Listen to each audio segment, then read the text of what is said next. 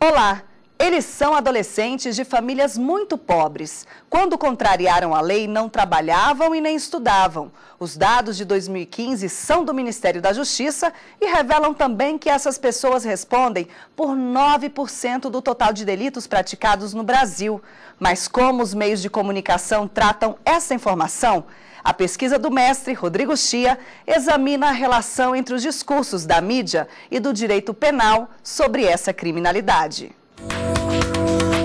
Eles sabem o que fazem. O discurso da redução da maioridade penal nos meios de comunicação. Dissertação apresentada ao Instituto Brasiliense de Direito Público como requisito parcial à obtenção do título de mestre em Direito Constitucional. Orientadora, professora doutora Soraya da Rosa Mendes. E para o debate que acontece no segundo bloco, estão aqui conosco os debatedores Anderson Pereira de Andrade, doutor em Direitos Fundamentais e promotor de Justiça de Defesa da Infância e Juventude do Distrito Federal, e Kelly Quirino, mestre em Comunicação Midiática e jornalista. Mas antes de começarmos a nossa conversa, vamos a um breve resumo do tema.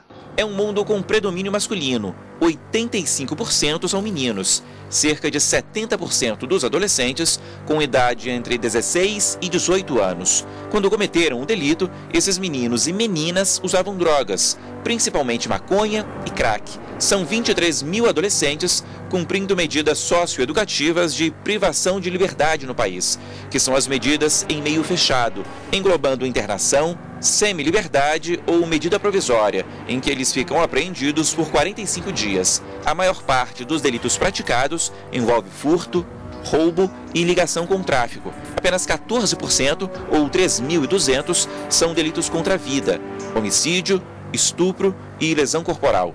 Dados relevantes para o debate sobre a redução da maioridade penal.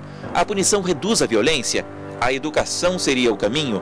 Como os meios de comunicação tratam esses dados e qual é o impacto na formação da opinião pública? Perguntas levantadas na dissertação de mestrado de Rodrigo Chia. Rodrigo, seja bem-vindo à academia. Como a gente acabou de ver na reportagem, são muitas as perguntas, né? Mas eu acho que a gente podia começar falando do recorte que você fez na sua pesquisa. Ao ler, eu percebi que você fez uma verificação de artigos opinativos, veiculados pela imprensa. Por que esse recorte? Primeiramente, queria agradecer o convite para estar aqui, né? Essa dissertação foi, de certa forma, um desafio, porque eu tentei articular várias abordagens diferentes, né? Do direito, obviamente, e também da comunicação, da linguística. Então, uma dificuldade foi justamente definir qual seria o material de análise, porque eu não poderia trabalhar com um recorte muito grande, né, por razões práticas, mas também deveria ser algo significativo.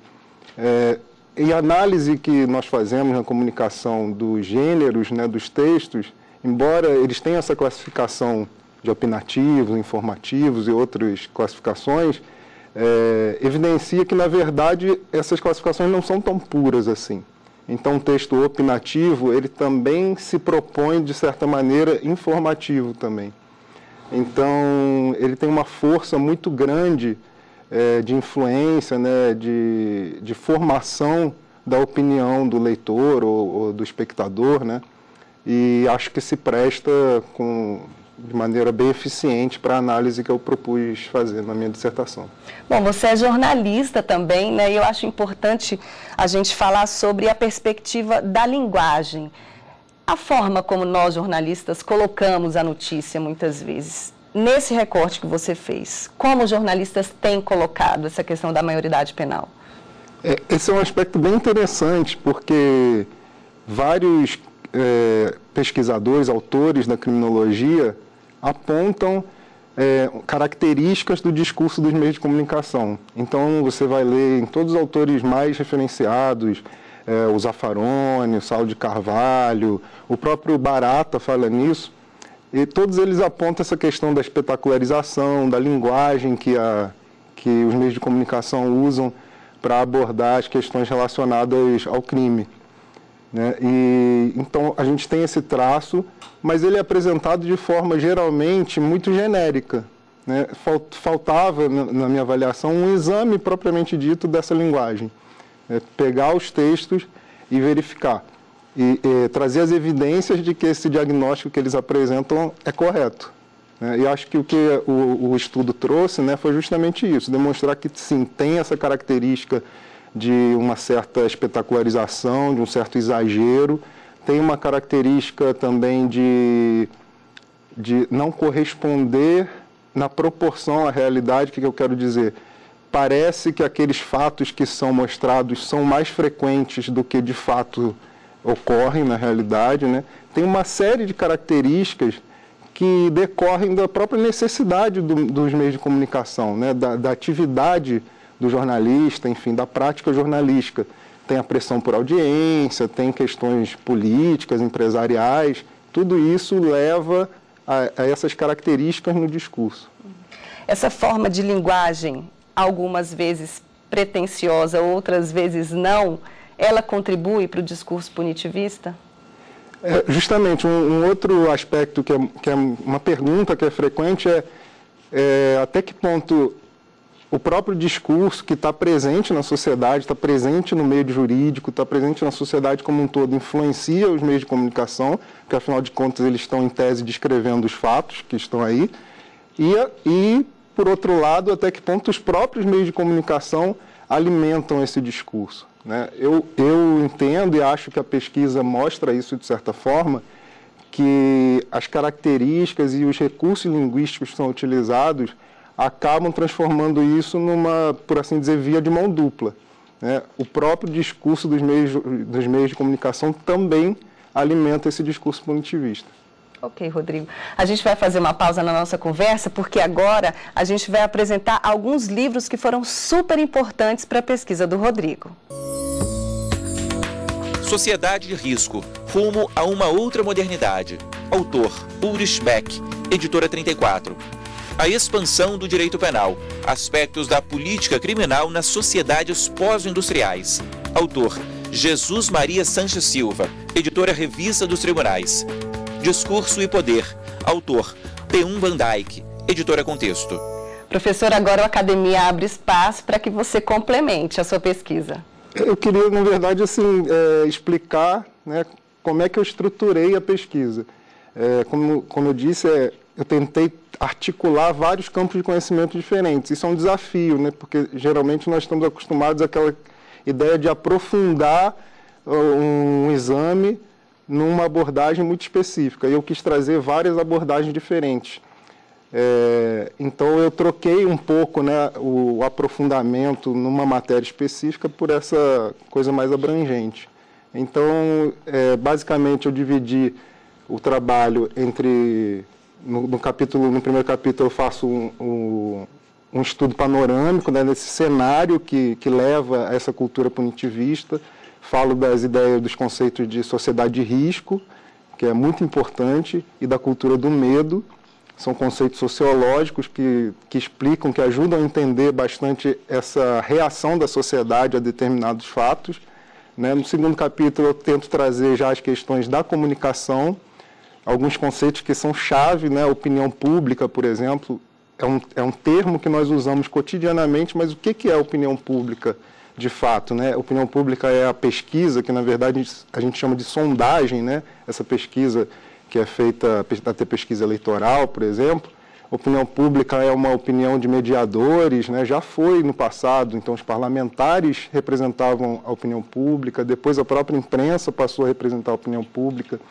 Esses são conceitos muito importantes que muitas vezes nós consideramos dados, e isso dificulta discutir toda essa questão que eu trago. E na última parte do trabalho eu faço a análise propriamente dita. Eu escolhi 93, eu fiz um recorte temporal por razões práticas também. Vamos dizer assim que eu dei sorte, porque o recorte que eu escolhi foi justamente numa época em que havia voltado a PEC 171, a discussão, né, no Congresso Nacional. Então esse tema ele sempre está presente, né, mas estava especialmente presente. Então eu colhi 93 textos com essa característica, né, entre opinativos e informativos, e fiz a análise buscando evidenciar nos textos o que se diz já com frequência nos estudos criminológicos.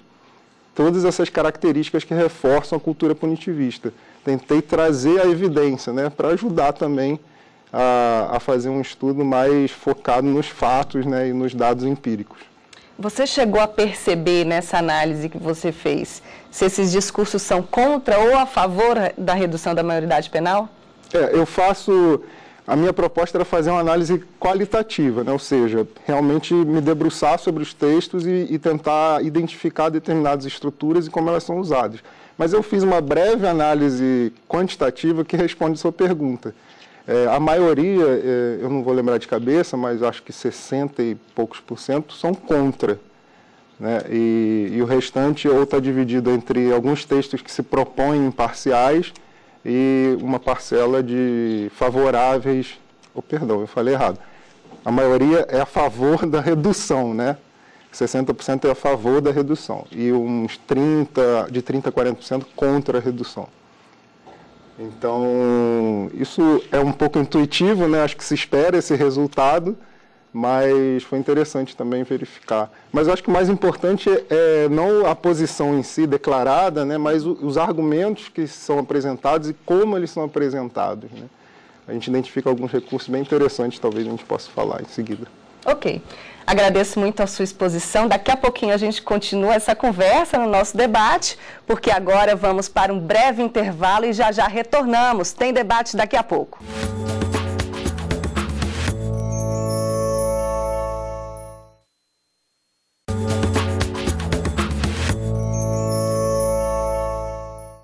Estamos de volta. Hoje a Academia fala sobre a redução da maioridade penal e a forma como a imprensa trata o assunto. Para o nosso debate estão aqui Anderson Pereira de Andrade, doutor em Direitos Fundamentais e promotor de Justiça de Defesa da Infância e Juventude do Distrito Federal, e Kelly Quirino, mestre em Comunicação Midiática e jornalista. Sejam bem-vindos ao nosso programa Academia. Vamos começar então o debate. Anderson, por favor. Muito obrigado, agradeço o convite para estar mais uma vez no programa Academia. Quero parabenizar o Rodrigo Chia pela brilhante dissertação, um trabalho que me deu muito prazer de ler, um trabalho que, apesar de não ser muito longo, né, menos de 100 páginas, mas é um trabalho denso, um trabalho profundo e que traz questões que nos interessam diretamente, né? Essa questão da cultura do medo, a gente sente isso, eu pelo menos sinto isso, né, que há, como você diz, uma aversão desproporcional ao risco, né? Ninguém quer se arriscar, ninguém quer viver uma situação difícil, mas no Brasil muitas vezes a gente sente que as pessoas têm essa desmedida aversão ao risco, esse temor injustificado, né? Fui pegar um amiguinho do meu filho, a mãe me ligou, pediu para levá-lo à escola. Eu disse a ela, olha, peça a ele que espere ali no portão. E ela disse, não, mas é melhor você entrar no condomínio e pegá-lo lá dentro. Eu disse, mas por quê? Ele, não, mas é arriscado. Mas você mora num bairro que tem um índice de criminalidade comparável à Europa, né? Aos países desenvolvidos. Mas, enfim, a gente sente isso e o Rodrigo trouxe essa contribuição importante que é dar dados empíricos que comprovam isso, né?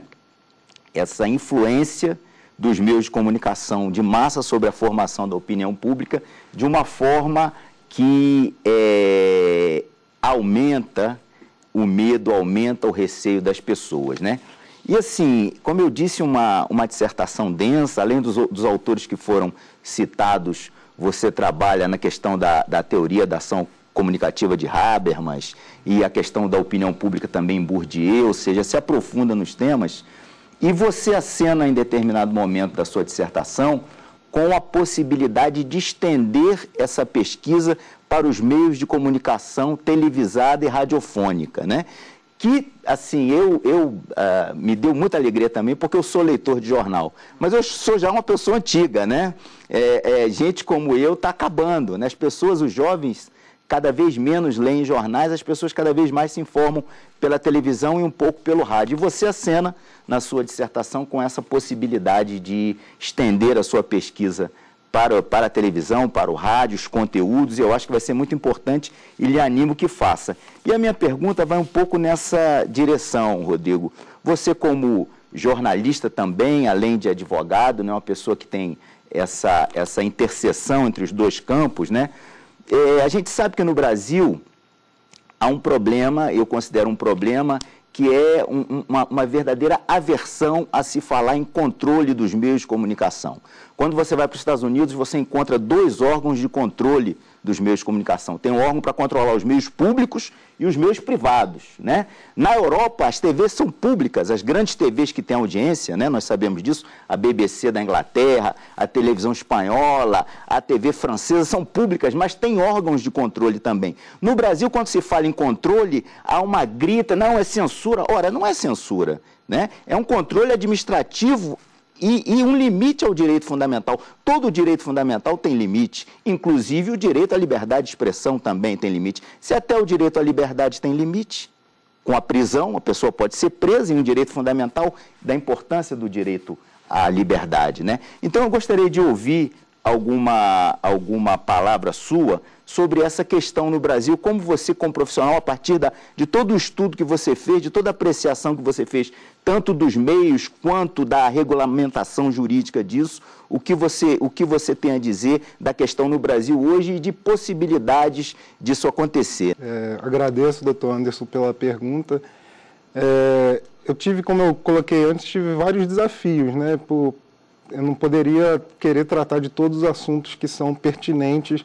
Talvez tenha sido uma proposta um pouco pretensiosa, né? Mas acho que também trouxe uma abordagem diferente. Respondendo a sua pergunta de maneira mais objetiva, eu não vejo tanto pelo enfoque do controle, eu vejo mais pelo enfoque da democratização. Até cito isso bem de passagem no trabalho, já na parte de propostas de ação a partir desse trabalho. Eu trago um conceito que é bem interessante do Greg Barak, né, que ele propõe uma criminologia da notícia. Na verdade, é mais um jogo de palavras, né, mas é interessante porque o que ele diz? Ele diz que nós, né, juristas, criminólogos, temos que participar desse espaço de debate, temos que ocupar esse espaço de debate e trazer visões que são diferentes dessa visão predominante. E como é que isso acontece? Estando aqui, por exemplo, né, mas também participando de todo tipo de grupo, associações, grupos comunitários, e também tomando os meios de comunicação como um todo. O doutor falou da TV, né, mas hoje em dia a gente está falando de redes sociais, a gente está falando de Facebook, de YouTube, de transmissões ao vivo, né?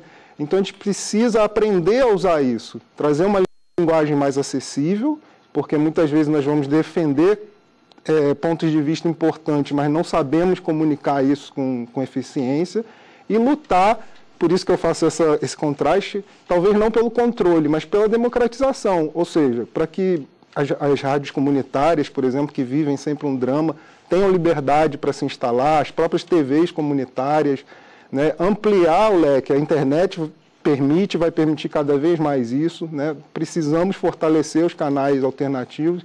E acho que se nós que somos também, né, do direito soubermos ocupar esses espaços, talvez nós consigamos trazer alguma mudança nesse modo de perceber o crime, de perceber o delito, de perceber a questão do risco, que na minha avaliação é exagerada, sem menosprezar, né, os fatos que de fato acontecem, mas é exagerada. Talvez nós tenhamos essa mudança. Ok. Professora Kelly. Rodrigo, eu também quero parabenizá-lo, excelente trabalho, principalmente nessa perspectiva da interdisciplinaridade. Trabalhar na perspectiva do direito, da análise do discurso e trazer o jornalismo, né, principalmente nessa vertente do jornalismo opinativo, é muito importante para a academia. A gente precisa ter esse diálogo, porque é enriquecedor, até porque a gente está tratando de temas que são temas cotidianos, que permeiam a nossa realidade. Então, isso precisa realmente vir também para o espaço da academia. Então, parabenizo pelo trabalho. É um trabalho que dialoga com quem eu ando pesquisando desde a graduação, porque eu trabalho nessa perspectiva principalmente na questão do jornalismo e relações raciais. E dentro dessa perspectiva, a minha pergunta vai na perspectiva da teoria do agendamento, que você coloca. Você trabalha na teoria de agendamento na perspectiva da maioridade penal, né? Você faz a pesquisa para pegar as 93 notícias que você seleciona do seu corpus, você coloca a maioridade penal. E eu tenho um artigo que eu discuto isso, porque ao mesmo tempo que a gente tem a discussão da maioridade penal naquele momento, 2015, que recrudesce esse debate, um pouco antes o governo federal lança o programa Juventude Viva, que é um programa em combate ao extermínio da juventude negra. E você tem todo ano um trabalho, que vem desde o final dos anos 70, do mapa da violência, que faz um estudo das mortes no Brasil. E desde o final dos anos 70 já vem uma denúncia de que esse jovem é homem, esse jovem vem de uma classe social mais carente e é negro. Então, o meu questionamento é muito pontual, até porque é o que eu estudo, porque os meios de comunicação insistem em debater a maioridade penal, redução da maioridade penal, que muitos desses agentes são esses jovens, homens e negros, e não discute, por exemplo, o programa Juventude Viva e o genocídio da juventude negra, que é uma pauta que principalmente o movimento negro vem denunciando, e o mapa da violência todo ano aponta ao aumento dessas mortes, principalmente de arma de fogo, né? Então, essa seletividade noticiosa dentro da comunicação do nosso país. Obrigado pela sua presença e pela sua pergunta. É uma pergunta difícil de responder, talvez as pessoas que estejam nas posições de fazer as decisões editoriais pudessem responder ou tentar responder melhor do que eu. Mas eu quero trazer alguns elementos que eu encontrei na pesquisa que talvez ajudem a entender essa questão. O Silva Sanches, né, que é um criminólogo bastante conhecido, esteve aqui recentemente no Brasil, ele fala que existe uma busca obsessiva por elementos de orientação normativa e fala também que o Estado ignora as opções mais racionais para se concentrar nas teses populistas em relação a essa política criminal, né?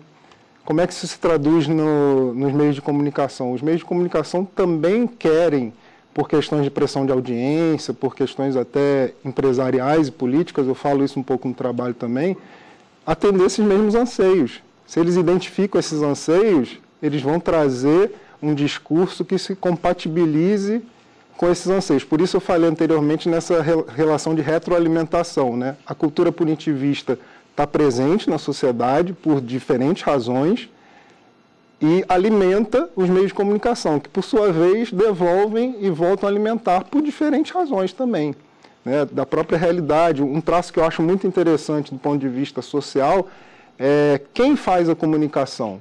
Qual é a realidade de quem faz a comunicação? É uma pessoa geralmente de classe média alta, que tem a sua própria realidade. Será que ela tem contato com a realidade das outras pessoas?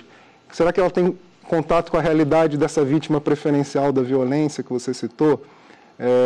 Muitas vezes a gente tenta pensar em grandes esquemas, né, concertações para vender um discurso, mas tem um elemento também de que determinados fatos sociais estão fora da realidade de quem produz a notícia.